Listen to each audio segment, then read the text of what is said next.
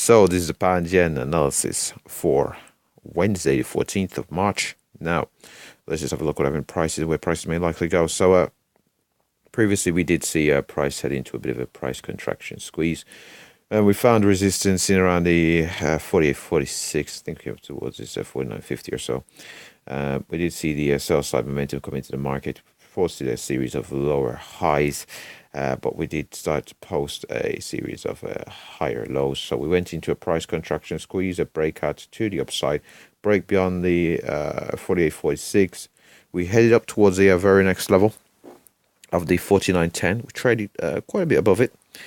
We trade up all the way up in towards this 149.40, so we trade quite a bit above the 49.10. The momentum from this breakout to the upside somewhat invalidated level somewhat, but we weren't able to hold above this 49.10. What we did see was when bearish buy sell side momentum came back into the market, we weren't able to hold support at the 49.10. What we did see was a breakdown towards the very next level on this chart here in around that 48.61. It is in blue, so this level was identified some quite a while away. If I'm not able to, no, I'm not able to find it.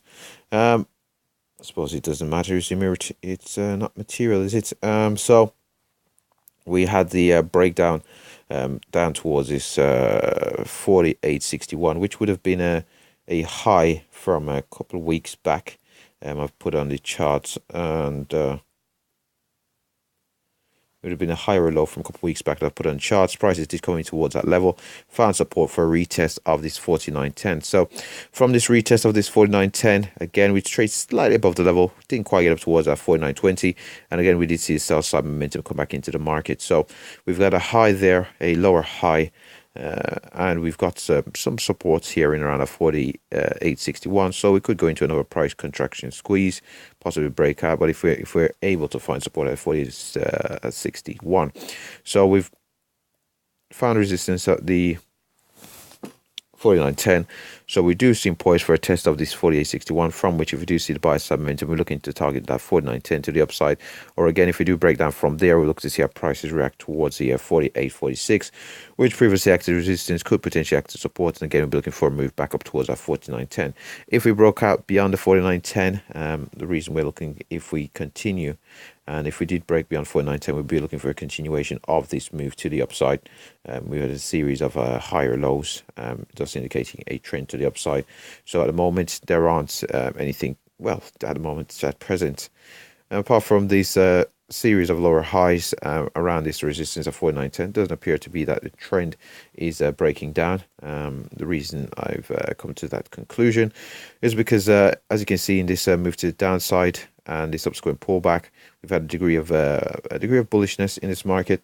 We have a couple of bullish candles indicating that the bears don't have complete control of the market, even though this move to the downside is even though there is a move to the downside, it does appear cautious, as we do have a couple of bullish candles mixed in with the bearish candles, which are driving prices downwards.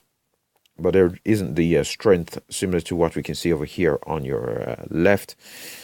There isn't that level of strength in the market at present. There appears to be a degree of indecisiveness with a slight bias to the downside. So we'll look to see if we do find support and we continue this trend to the upside.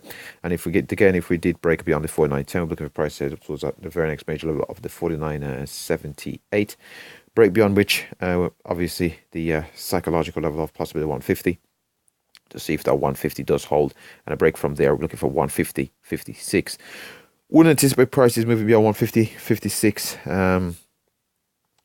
The pound yen isn't as volatile as it's been over the past couple of months. So 150.56, possibly the far end of the range. I wouldn't anticipate 150.125 coming to focus, but possibly 150.56 if we do continue this move to the upside.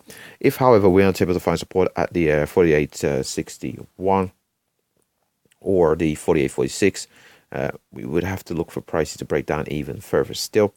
Now, if we break down, we'll see if we hold support at the 400 period moving average. The 400 period moving average acted as a dynamic level of resistance here in the past for that price contraction squeeze. So we'll see whether we're testing it from above it will act as a potential dynamic level of support. A break beyond which we're looking for the next major level being in around at 147.35, possibly even this swing low here in around at 147.50. Now, with that said, that pretty much wraps up the pound yen analysis. There is a slight bias to the upside, even though we are pulling back here from the 49.10. But yeah, that just pretty much wraps it all up. Thanks for watching.